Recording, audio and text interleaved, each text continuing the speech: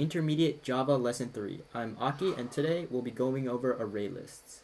Before we get to that, we'll do some quick review. So number 1, how is a nested loop structured?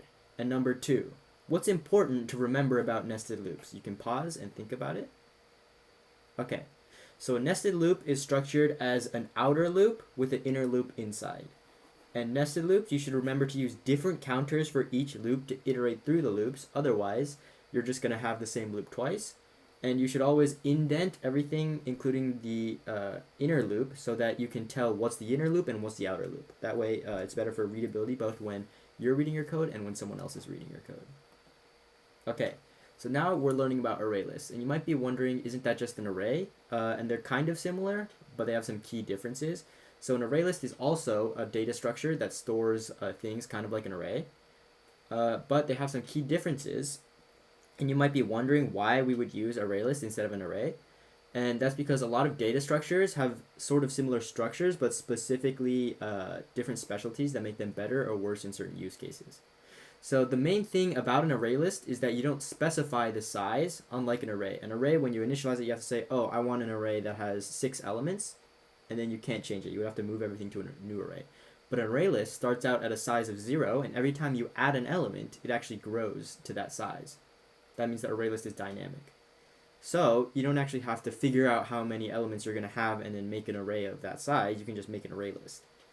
And as usual, indices do start at 0. So the first element will be at index 0.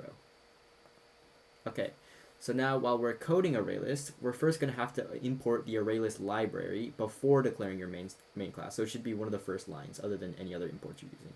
And you'll just do import java.util.arraylist. Then, once you're in your main class, you're going to declare your array list just like lists, but these are a little different. So you're going to do array list and then triangle brackets and then data type. That'll be whatever you want to store in here. So like int, string, stuff like that. The name of the array list and then equals new array list data type. And it'll be the same as before. So an example for an array list of strings would be array list triangle bracket string. Word list equals new array list bracket string. And remember, it's the triangle brackets and then another set of parentheses here. So there's 2 brackets. Okay, so these are the array list methods. So we have add. This is just, it adds it to the array list. Add, but instead of just having the element we want to add, we have the index, and that'll insert it. So if you want to put it in between the first and second, you would just put it at this index 2 or index 1. And one thing to note is that this the index has to be less than the total length of the array list, otherwise it won't be able to insert it, right? It would, because you can only add it to the end, and that would just be add without index. Then we have set, which replaces the item at the designated index. Instead of having to insert something and then remove an extra one, you can just replace one you don't want anymore. Get will return the item, so if you want to know what's at a certain index, you can use that. Size returns the total amount, just like length. And remove spot and remove object. So if you insert the index, it'll just remove whatever's there at that index. And if you remove object, it'll remove the first instance of that object in the array list. And last but not least, we have clear, which just gets rid of everything and gives you back a blank array list. So activity, we're going to create an array list of strings that contains at least 5 items. So you're going to have to add those 5 items or more, and then print it out using a for loop. And for your for loop, while you're deciding how long to loop for, it should be less, while the current index is less than the size. And to get the current element that you want to print, you would just use get I. So you can pause and work on that. Okay, so hopefully you were able to work this out. It should look a little something like this. So we have our import here, that's important. Then we have our main class and our main method.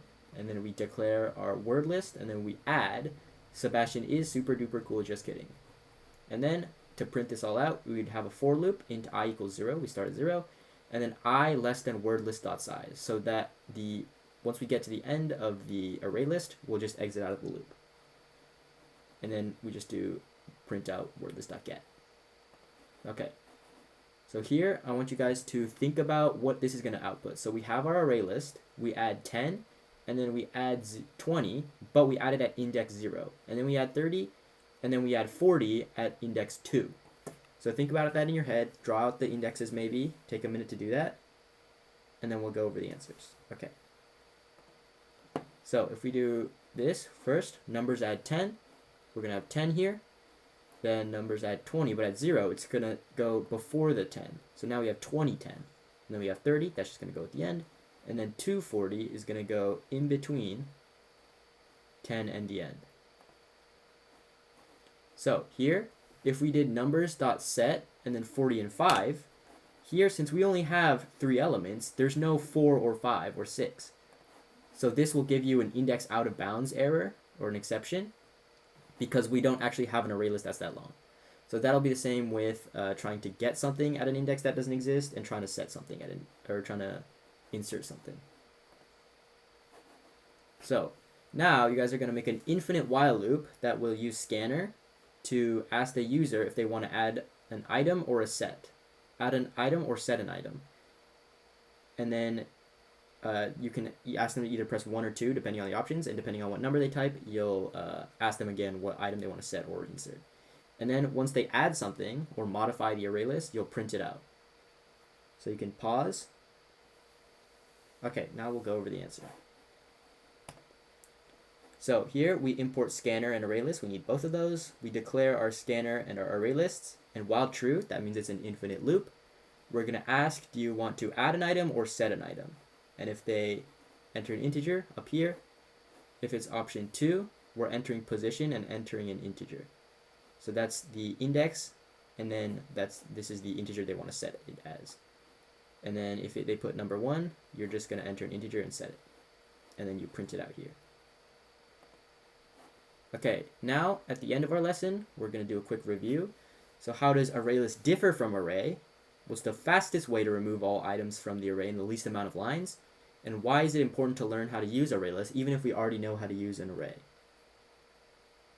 Okay, so the reason an array list is different from an array is that they have different declarations, methods. You must import the ArrayList library, and an array list is dynamic, so the size changes as you add and take out elements. The fastest way to remove items from an array list is to use the clear method. It's built specifically to remove.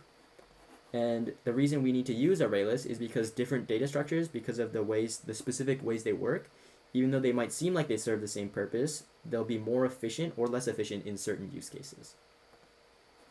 So if you have any questions, you can come to our office hours at this time. It'll also be in your parents' emails, the recap emails. Other than that, thanks for watching.